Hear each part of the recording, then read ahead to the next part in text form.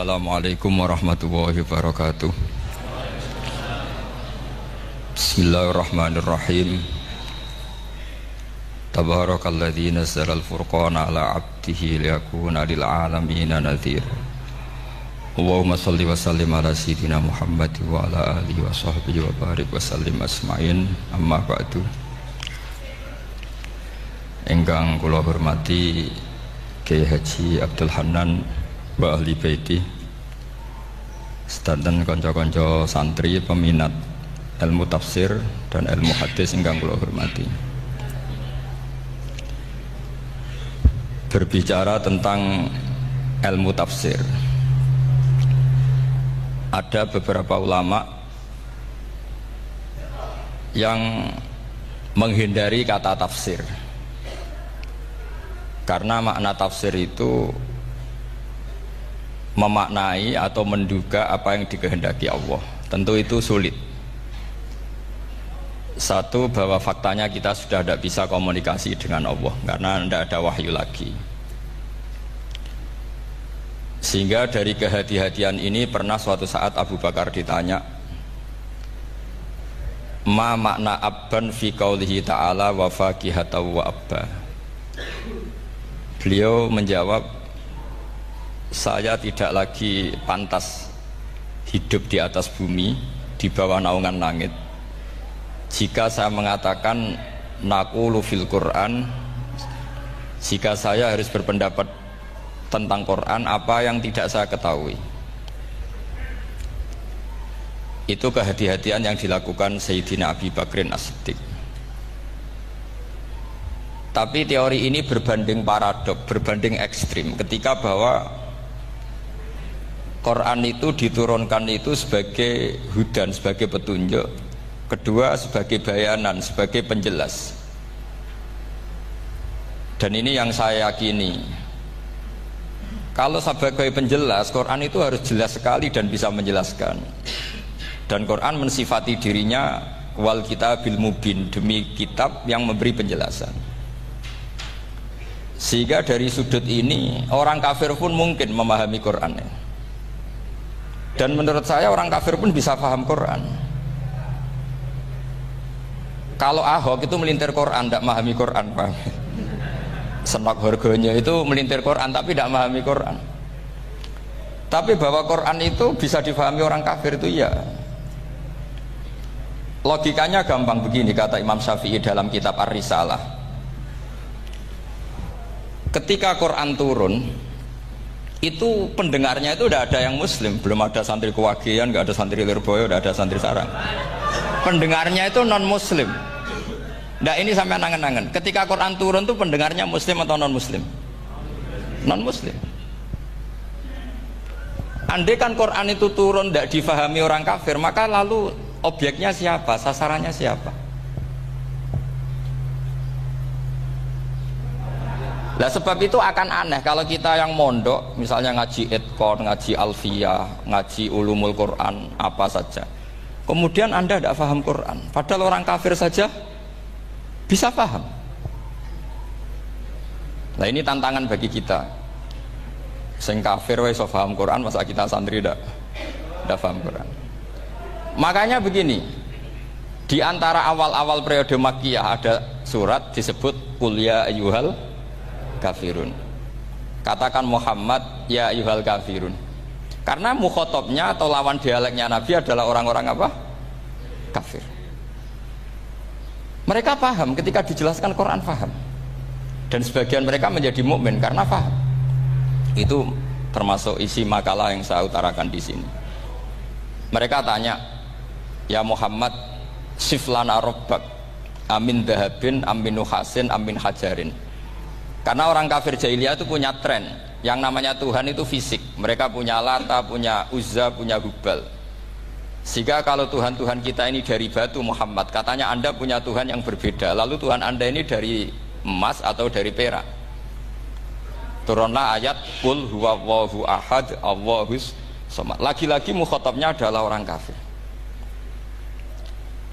Makanya ini juga akhirnya jadi ilmu madhab, ilmu tentang firqah-firqah dalam Islam, bahwa kesalahan terbesar orang Khawarij sebagaimana yang dikutip Imam Bukhari.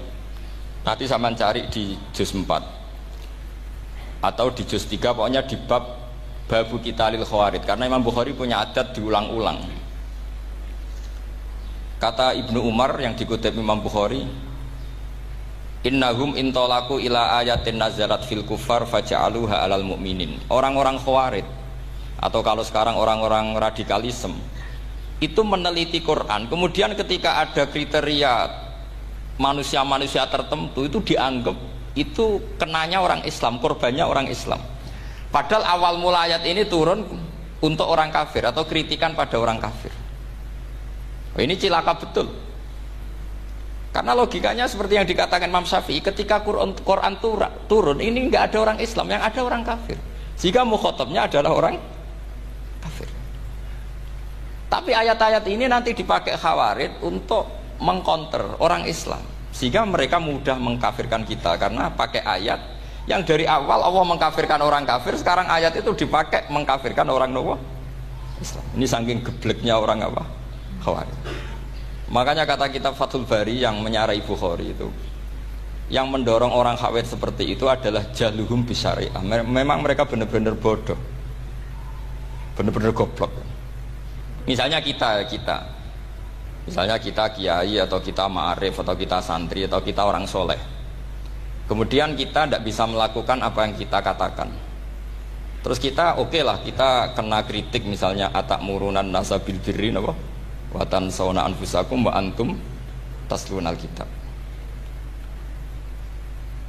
Terus kita katanya bisa ngomong tapi tidak bisa melakukan, terus dikritik dengan ayat itu mestinya tidak tepat. Karena itu asbabun nuzulnya adalah orang-orang Yahudi karena tahu bahwa sifat Rasulullah itu ada di Taurat, mereka menyuruh keluarganya itu masuk Islam, tapi mereka sendiri tidak mau Islam. Kemudian turunlah ayat atakmurunan nasa bil birri wa tansawna anfusakum wa antum taslunal kitab afala ta'qilun. Sekarang perbandingannya begini, misalnya ada orang Islam, taruh saja Zaid itu maling, ya maling, konsisten dia malingnya sampai tua. Terus menurut anda Zaid yang muslim ini, muslim, Zaid itu muslim tapi maling, jangan bilang maling tapi muslim, dia tuh ya. Kemudian Zaid bilang ke anaknya, "Cung, kowe aja dadi maling, dadi santri sing soleh, sing maling bapak tok." Ndak. Ini menurut analisis usul fikih. Ngomongnya Zaid itu benar apa salah? Benar kan?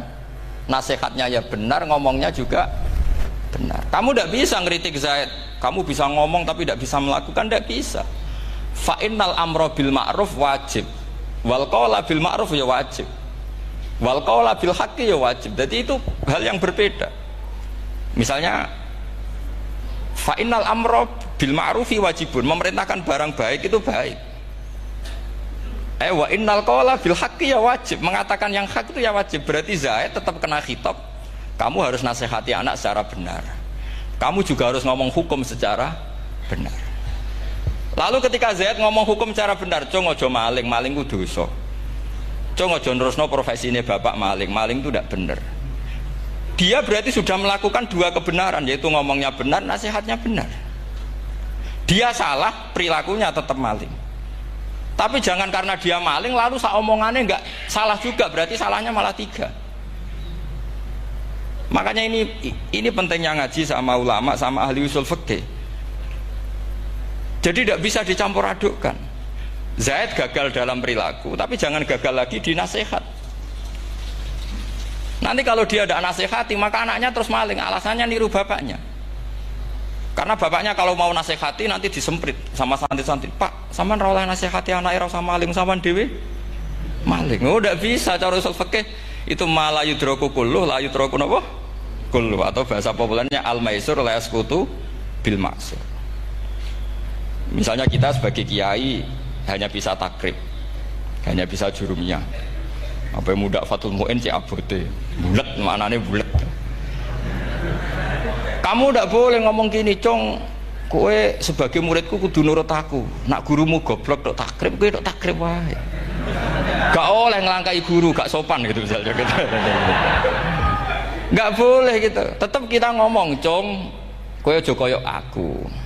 Kowe kudu alim Fathul Mu'in, alim Fathul Wahhab." Sama ndak bisa protes. Pak guru sendiri ndak bisa.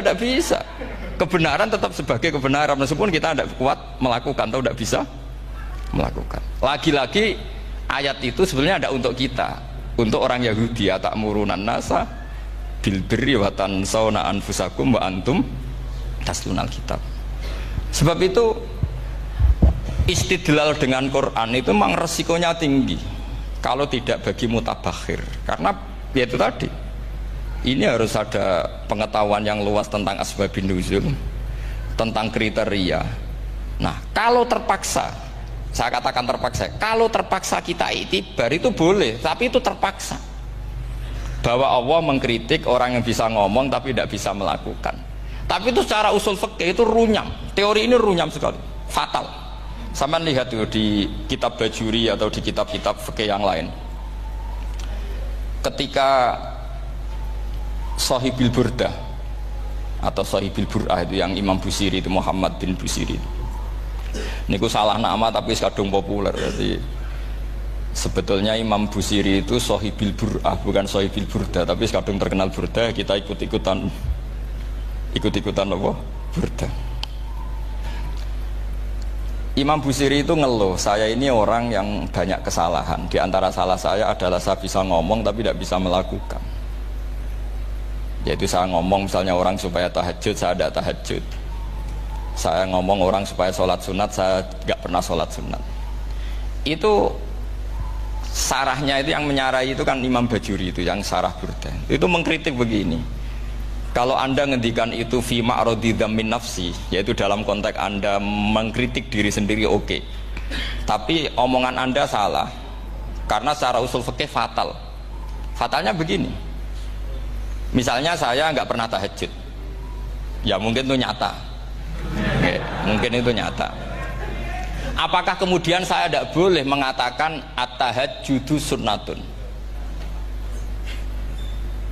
Apa saya diwajibkan diam hanya karena saya tidak pernah tahajud, terus saya seorang kiai yang haram mengatakan at-tahajjud sunnatun? Saya harus tetap mengatakan kalau tahajud itu sunnah.